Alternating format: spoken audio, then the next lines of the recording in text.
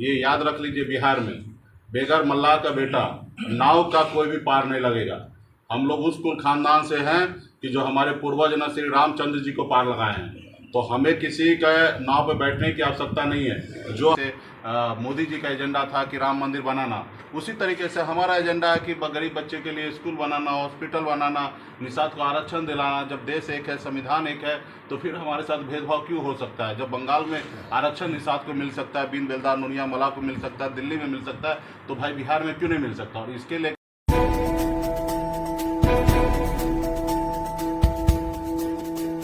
Party VIP के supremo लगातार कई महीनों से निषाद आरक्षण संकल्प यात्रा बिहार समेत अब दूसरे राज्यों में भी जाने वाला है। जहां पहले निषाद आरक्षण को लेकर के संकल्प यात्रा वीआईपी सुप्रीमो मुकेश सहनी ने निकाला, तो वहीं गंगाजल से मुकेश सहनी ने मलाह समाज से आने वाले लोगों को संकल्प दिखाया है, जब तक आरक्षण नहीं तब तक वोट नहीं और न ही किसी का गठबंधन। बता दें कि इसी कड़ी में अपने आवास से छठ पूजा मनाकर मुजफ्फरपुर के रास्ते जब पटना की ओर जा रहे थे, तो मुजफ्फरपुर सर्किट हाउस में प्रेस वार्ता किए हैं। उन्होंने 4 विधायक भागे गए विधायक को सामंती कहा है। उन्होंने कहा है कि सामंती विचारधारा के थे जो चारों विधायक भाग गए हैं, और जिसने चोरी किया वो भी सामंती विचारधारा के हैं।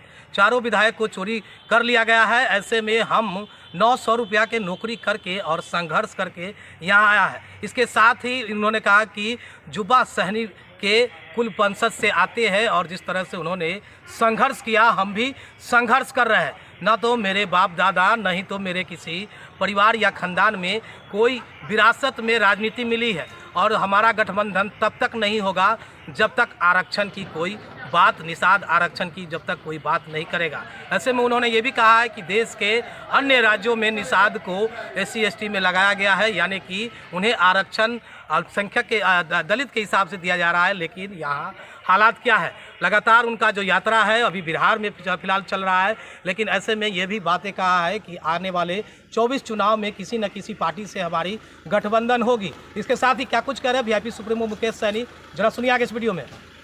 तो छठ पूजा और दीपावली ख़त्म हुआ है, और मुजफ्फरपुर तो उत्तर बिहार का राजधानी है। हम अपने घर पे जाने के क्रम में भी मुजफ्फरपुर होके जाते हैं, और मुजफ्फरपुर से जब दरभंगा से निकलते पटना की ओर तो भी मुजफ्फरपुर होके आते हैं।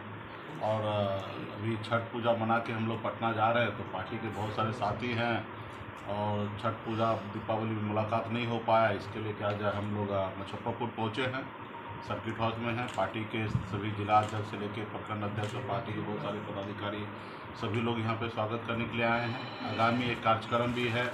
आप सबको पता है कि बिहार में निषाद आरक्षण संकल्प यात्रा को लेकर 101 दिन का मेरा यात्रा पूरा हुआ 4 नवंबर को। उसके बाद ये भी संकल्प यात्रा को हम लोगों ने विस्तार दिया कि पूरे बिहार में, यूपी और झारखंड मिला के 14 रैली करना है, जिसमें से एक रैली मुजफ्फरपुर में भी निर्धारित हुआ है, और 6 दिसंबर को मुजफ्फरपुर में होना है।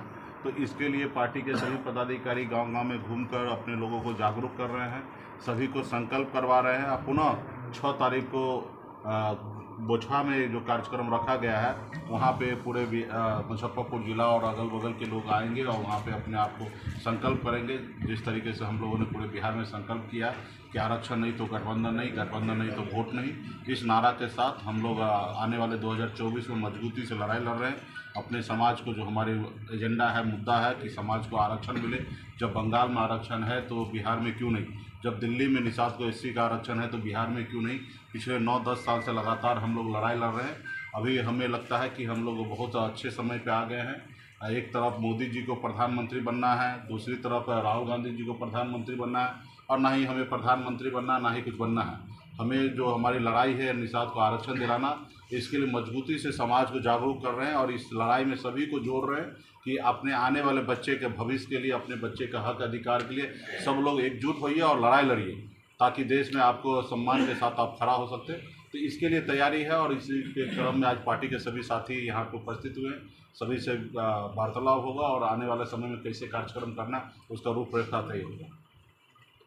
आरक्षण नहीं तो खास करके एनडीए के साथ नहीं है, और लड़ाई तो एनडीए के साथ है, हमारा मोदी जी से है, क्योंकि देश में प्रधानमंत्री नरेंद्र मोदी जी है, और आरक्षण का मांग उन्हीं से है।